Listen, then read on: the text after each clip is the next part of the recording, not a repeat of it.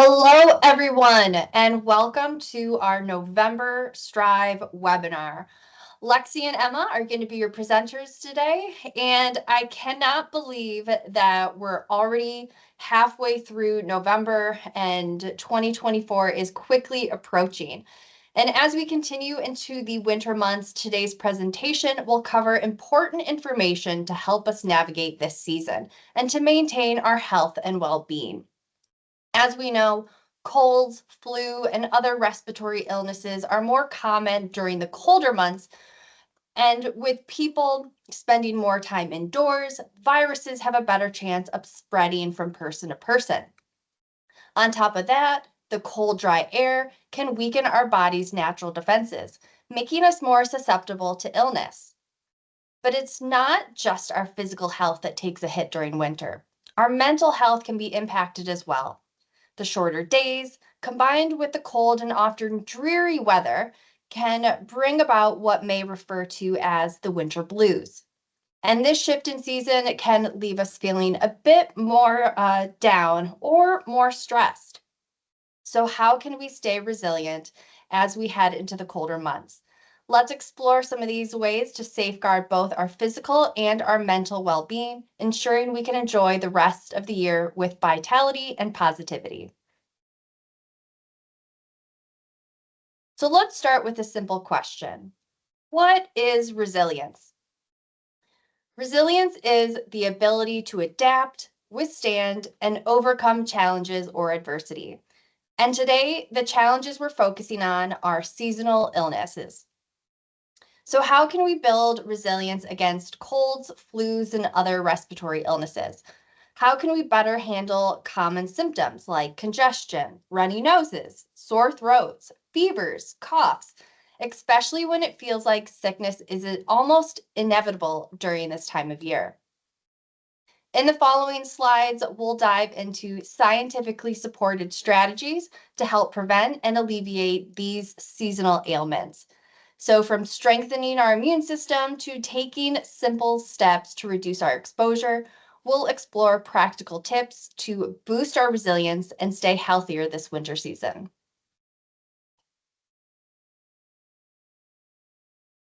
No surprise here. It's the first suggestion is eating well.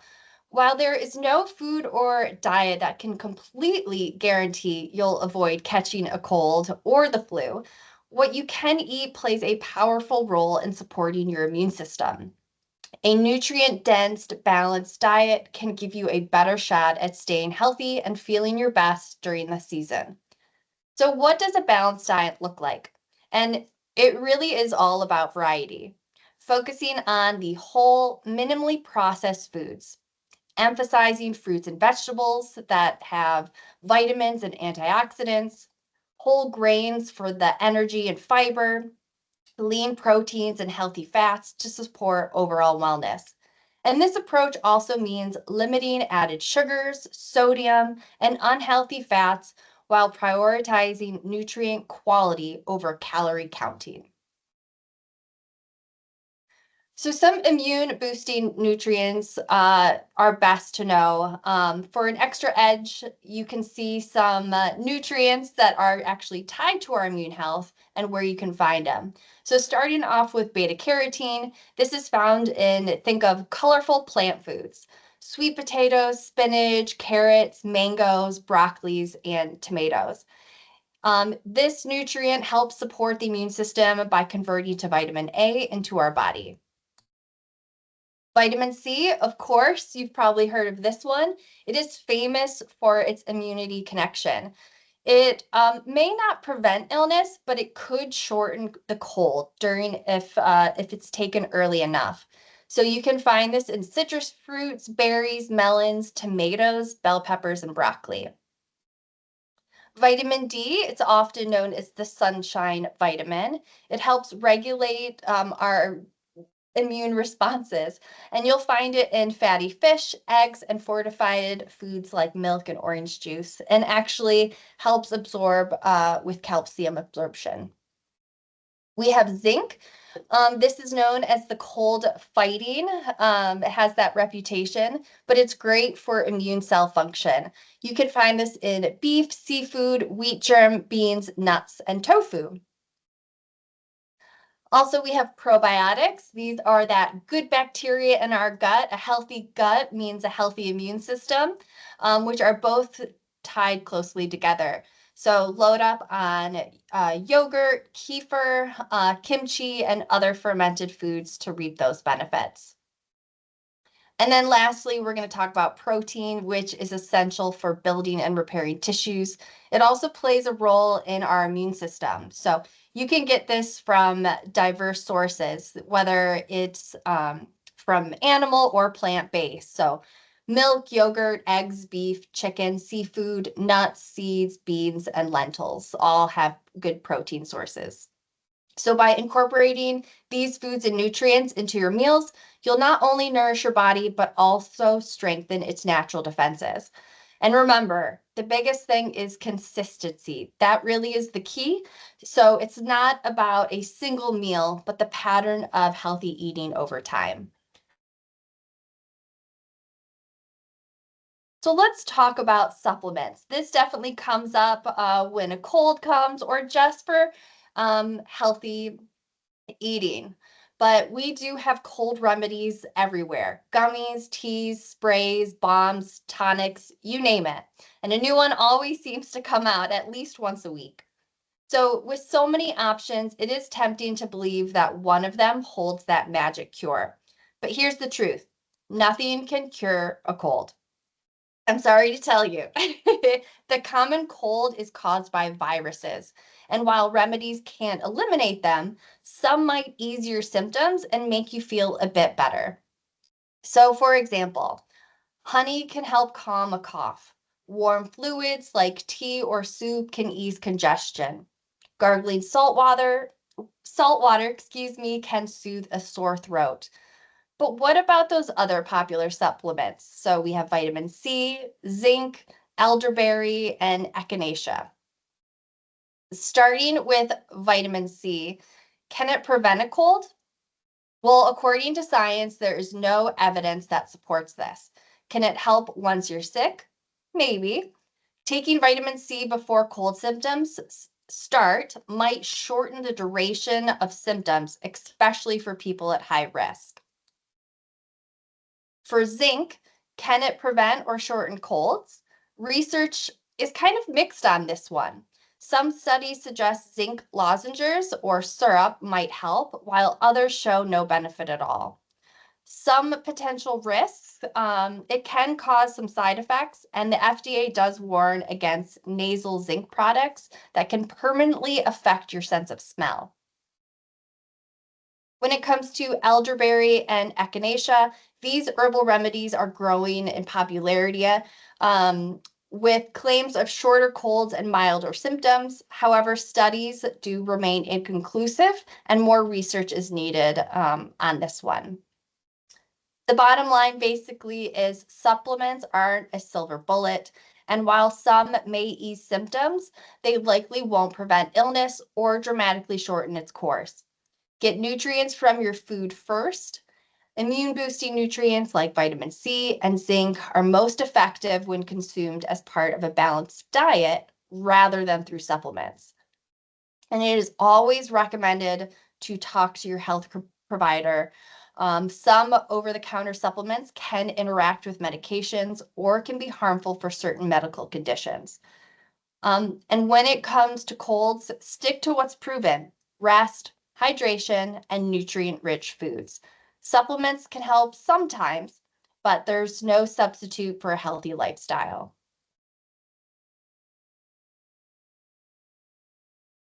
Now let's talk about hydration, something your body relies on every single day to function properly. And did you know that up to 60% of your body weight is made up of water? That means your skin, your organs, your muscles, and even your bones all contain water.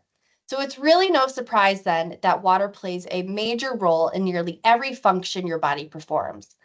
It regulates your body's temperature, dissolves and transport nutrients, helps flush out waste, and lubricates our joints. So that's why staying hydrated is so crucial, but it's especially important when you're facing dry air, warmer temperatures, or when you're feeling under the weather. If you're sick with a fever or dealing with diarrhea, hydration becomes even more essential, and your body needs that water to recover and stay strong. So now, when you're feeling unwell, staying hydrated can feel a bit harder, but it's not impossible. So, drinking warm liquids can be incredibly soothing and they do wonders for keeping hydration at bay. Something as simple as tea, warm water with lemon, or even broth can not only hydrate you, but also ease congestion and make you feel more comfortable. So, if you have a scratchy throat, ice chips can help cool you down while gently hydrating you. However, let's talk about the opposite, some things that you'll want to avoid if you're feeling under the weather. Salty foods, alcohol, coffee, and sugary drinks can all contribute to dehydration. So it's best to steer clear of them, especially when you need hydration the most. And speaking of alcohol, we're coming into that holiday season. It's important to note that while it may be tempting, like I said, during these winter months, alcohol can also dehydrate you and, in addition, weaken your immune system. When your body's already under stress, whether from the cold or from illness, it needs all the support it can get. So it's a good idea to limit or avoid alcohol if you want to keep your immune system in top shape. And ultimately, your body thrives on hydration. When you give it water that it needs, you're setting yourself up for better health and stronger resilience through the colder months and beyond. Next is moving your body. Something that's not just good for your body, but also good for your mind too. We all know that regular exercise helps you feel better, sleep better, helps maintain a healthy weight, and can even reduce anxiety. Science has shown that obesity can impair immune function, making it harder for your body to fight off um, infections. In fact, it may even reduce the effectiveness of some vaccines, like the flu shot. So, staying physically active is about more than outward appearances. It's also making sure your immune system is running at full capacity. Now, let's talk about the immediate and long term effects of physical activity. So, research shows that staying active can actually lower your chances of dying from serious illnesses like the flu or pneumonia. In fact, a recent study involving over 500,000 adults in the United States found that people who followed the recommended guidelines for aerobic and muscle strengthening activity were about half as likely to die from flu or pneumonia as those who did not follow those guidelines. And what are those guidelines that you ask? For adults, it's simple. Aim for at least 150 minutes of moderate intensity aerobic activity each week, plus 2 days of muscle strengthening exercises. So that's about 30 minutes a day, 5 days a week. It doesn't have to be all at once. You could simply break it up into more manageable chunks that fit into your schedule. But here's the most important thing to do. Do what you enjoy, whether it's walking, biking, yoga, dancing, or even rock climbing. The more fun you have with physical activity, the more likely you are to stick with it. And so when you find joy in that movement, it becomes something you look forward to. And that really is the key to building a lasting habit. So find what makes you happy, get moving, and give your body the love it deserves. The benefits are immediate and they'll last for years to come. This one's my favorite, sleeping it off. We all know that getting enough quality sleep helps boost your resilience, but here's the thing. It's not always as easy as it sounds, especially when you're not feeling your best. We've all been there. You start to feel sick, and all you want to do is crawl into bed and sleep it off. But somehow, despite how tired you are, sleep seems elusive. And that's because when your immune system is working hard to fight off a pathogen, your sleep quality often takes a hit. Research has shown that when we're sick, especially with an acute illness, the most restorative phase of sleep, known as rapid eye movement or REM sleep, is significantly reduced. And that's the phase of sleep when our bodies recharge and recover the most. So even though you might want to sleep all day, your body may not be able to give you that deep, restful sleep it needs. And the effects go beyond just feeling tired. Poor sleep can actually make you more susceptible to illness. Studies have found that people who regularly get less than 7 hours of sleep a night are 3 times more likely to catch a cold compared to those who consistently get 8 or more hours. And that's not all. Sleep also affects how well your immune system responds to vaccines. So, for example, when people were deprived of sleep just 4 hours less a night before and after receiving a flu shot, they developed fewer antibodies compared to those who were well rested. And that means less protection from the vaccine. So, the bottom line, there is no substitute for consistent, high quality sleep if you want your immune system to function at its best.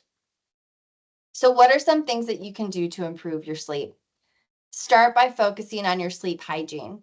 That's everything from setting a regular sleep schedule to creating a relaxing bedtime routine. And you can try things like reading, journaling, listening to calming music, or even taking a warm bath to help signal to your body that it's time to wind down. Stretching or meditation can also do wonders for sleeping and relaxing both your body and mind. So, when you prioritize good sleep, you're giving your body the support it needs to stay resilient and fight off illness when it counts the most.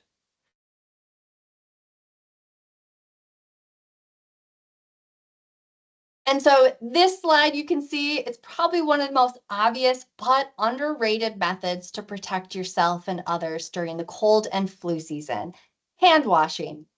We've all heard it a million times, but it really does work. Washing your hands is one of the most effective ways to prevent illness and stop the spread of infections. In fact, studies show that proper hand washing can reduce respiratory illness like colds by 16 to 21% in the general population. To stay resilient this season, it's essential to wash your hands regularly and encourage those around you to do the same. It's one of the easiest ways we can all do to keep ourselves and others healthy. So, how do we wash our hands the right way? It's simple, but it is important to follow each step. First, wet your hands with clean running water, either warm or cold is fine. Then turn off tap to conserve water, and then apply a good amount of soap. Next, lather your hands by rubbing them together with the soap, making sure to cover every surface. And don't forget the backs of your hands, between your fingers, and under your nails. Germs can hide everywhere.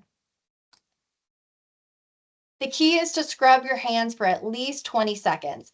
Now, that may seem like a long time, but studies show that this is the most effective way to remove germs.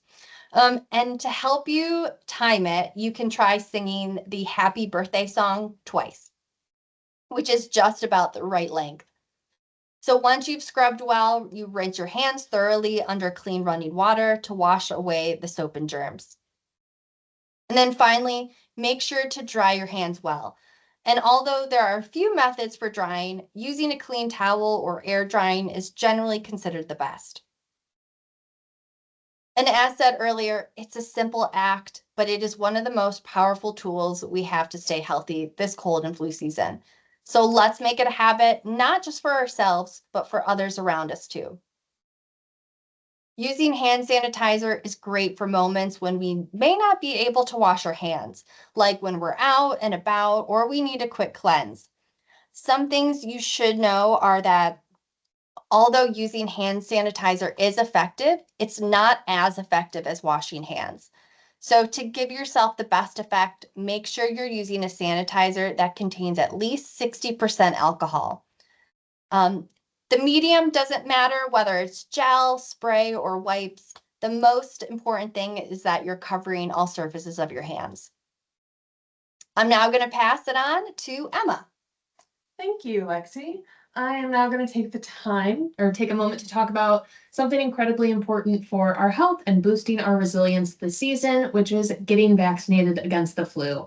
So influenza, or the flu, is not just a nuisance, it's a potentially serious disease. So every flu season brings its own challenges, and the flu can affect people in different ways. So while some people may only experience a few days of feeling unwell, missing work, school, family events, for others, the flu can lead to hospitalization or even in some tragic cases, death. So the numbers are significant. During a typical flu season, millions of people in the US get the flu, hundreds of thousands are hospitalized, and thousands to tens of thousands die from flu-related causes.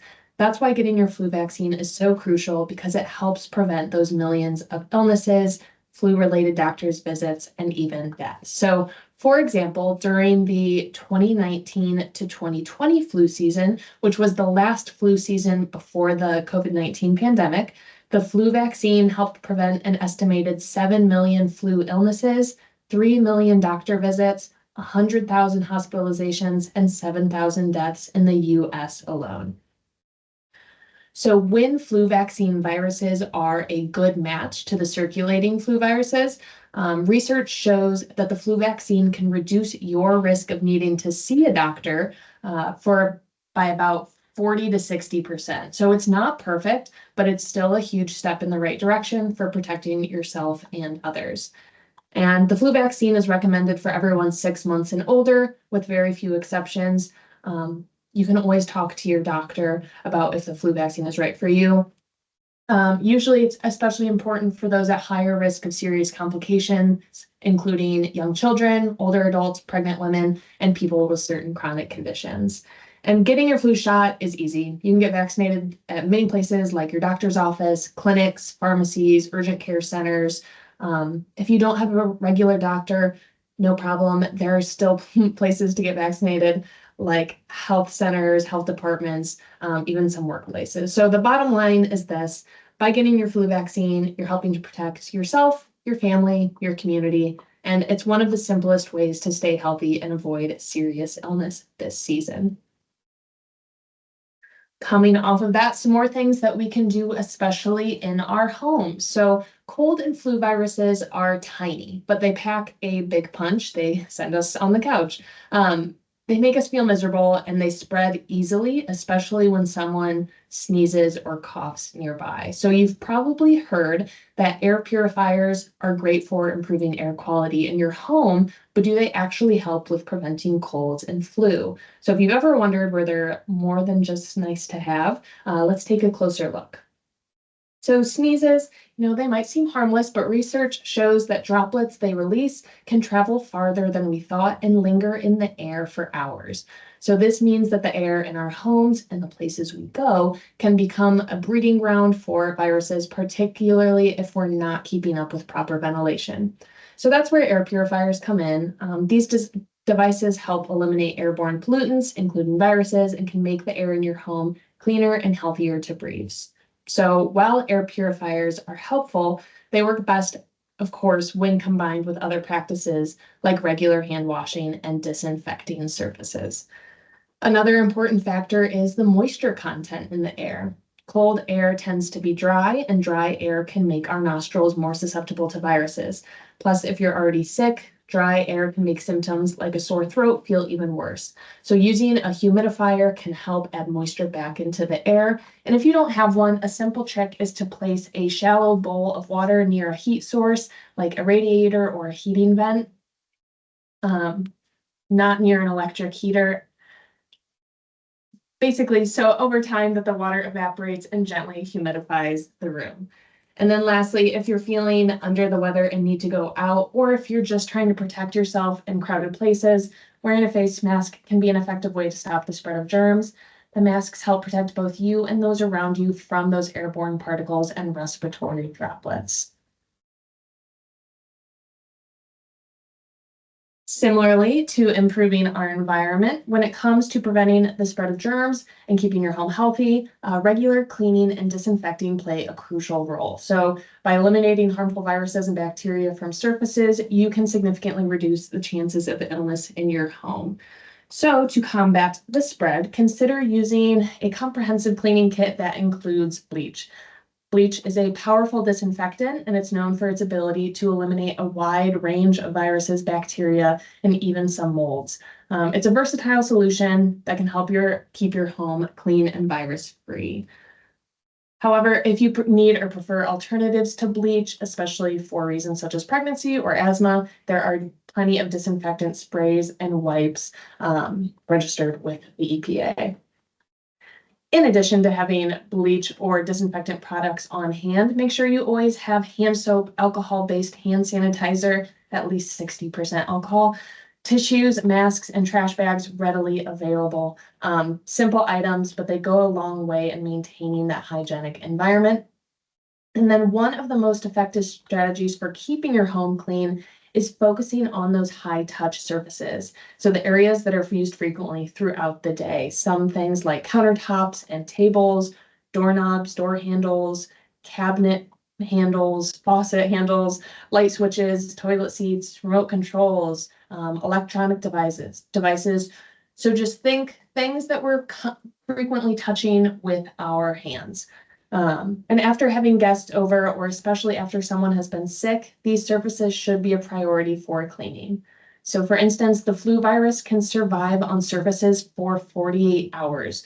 So be sure to thoroughly clean any areas that may have been touched during an illness. Another important task is washing linens, clothes, and towels that were used during sickness. And this can additionally help prevent the lingering spread of germs. And then by staying on top of your cleaning routine, especially those high touch areas, you can help reduce the spread of illness. So something that we haven't covered a lot of, we've talked about the cold, we've talked about flu, but something we haven't talked about is seasonal affective disorder, also known as SAD. So unlike colds and the flu, SAD's not contagious. Instead, it's a form of depression triggered by the changing seasons. So for most people, this typically begins in the fall and continues into the winter months, but some may experience shifts during other seasons as well. The lack of sunlight, colder weather, the shorter days can take a toll on our mental health, but it's important to recognize that our mental health plays a significant role in how our immune system functions. There are studies that show that chronic stress and mental health disorders, including conditions like SAD, can actually weaken the immune system, leaving you more vulnerable to infections. So in addition to taking care of our physical health, we need to focus on boosting our mental health, especially during these colder, darker months. One of these treatments for SAD is light therapy. This involves sitting near a special light box designed to mimic natural sunlight. The idea is to compensate for the lack of light and to help regulate your body's natural rhythms. If you'd like to learn more about seasonal affective disorder or light therapy, I invite you to watch last month's webinar, which dives deeper into the topic. You can access it by scanning the QR code on the screen or visiting the Strive library. As we mentioned earlier in that last slide, stress can impact not only your mental health, but your physical health as well. And chronic stress can weaken your immune system. Managing stress is essential, but how do we do that effectively? There are a variety of techniques. First, let's talk about mindfulness and meditation. So these practices help calm the mind, reduce that constant cycle of stress. So meditation, even for 10 minutes a day, has been shown to lower levels of stress, lower the cortisol hormone levels, and improve your ability to handle future stress. If you are looking for a really quick, easy beginner meditation, there is a 2-minute meditation that you can access by scanning the QR code on the slide. That's from Johns Hopkins Medicine. Similarly to mindfulness meditation, there are breathing exercises. We've talked about physical activity. This is another powerful stress relief tool. because not only does it release endorphins, kind of the body's natural mood boosters, um, it's just great for your mental health. So whether it's a brisk walk, yoga, dancing, moving your body can significantly reduce stress levels. Another simple technique, progressive muscle relaxation. This involves tensing, relaxing certain different muscle groups, which can help release that tension that accumulates due to stress. Doing this before bed can also help improve sleep quality, which, as Lexi talked about, is crucial for immune health. And then we can't underestimate the power of social support. So connecting with friends, family, colleagues, this can help alleviate stress. Talking through your worries or simply spending time with loved ones can help reduce those feelings of isolation. And finally, let's not forget about the importance of self-care. So whether it's a warm bath, enjoying a hobby, reading a book, taking time for activities that bring you joy can have a huge impact on stress reduction. So as we continue through the colder months, managing stress should be a top priority, not only for your mental health, but for your immune system as well, making it easier to stay resilient and avoid getting sick. And lastly, winter can sometimes feel long, cold, and dark, but it doesn't have to be a season that you just get through. There's plenty of ways to embrace the season and enjoy it, even when it feels like the cold is never ending. So one concept that's become quite popular in recent years is what's called hygge, a Danish term that's been shared all over Pinterest, all over the internet, usually with pictures of fuzzy socks, hot chocolate, very cozy. But hygge is more than just a cozy aesthetic. It's about creating a warm, inviting atmosphere and appreciating the good things in life, often with others. So it's that feeling of comfort, peace, and joy. So how can we bring more of that into our life during these colder seasons? So first and foremost, don't stay indoors all winter. It can be easy to do, but staying cooped up without seeing the sun or getting fresh air can usually just make us feel worse in the long run, especially if we work from home or are home frequently. So fresh air and daylight, however little there may be, are important for your mental health. So get outside, even if it's just for a quick walk. It can help refresh you and combat those winter blues. We talked about staying connected as a way to support your mental health. And this is incredibly important during these kind of isolating months. So whether you're calling a friend, having a coffee date, inviting someone over, can be a great way to embrace the season. And then we also know that winter can be a time for rest. Our bodies naturally want to slow down and recharge as there's less daylight. There's no reason to fight this. It's okay to embrace some of this relaxation without feeling guilty about it. So, enjoy sitting by the fireplace or just in your cozy abode with a book, with a hot drink, listening to an audiobook, taking a nap, just making yourself comfortable.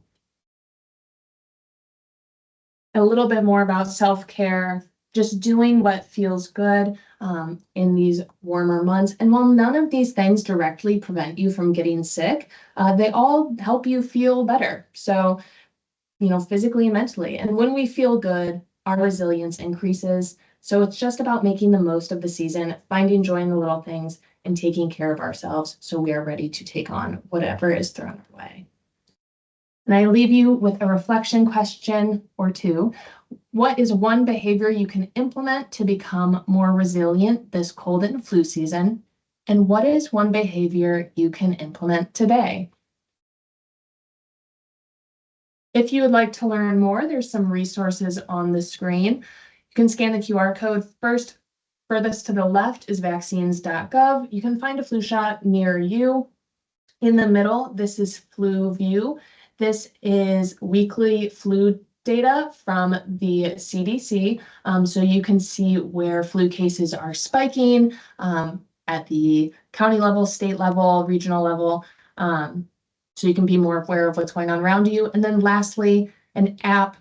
This is Everyday Habit Tracker. So if you would like to form a new habit like more regular hand washing or cleaning or eating well or tracking your sleep, any habit you like, you can track it on this app, and it's really great for building those behaviors. So thank you very much for joining us today. Our next webinar is on December 18th before we break for the rest of those holidays and the end of December. And that topic is cultivating joy, reducing holiday pressure, and managing expectations. If you'd like to register, you can scan the QR code on the screen or register in the Strive library. Thanks for joining.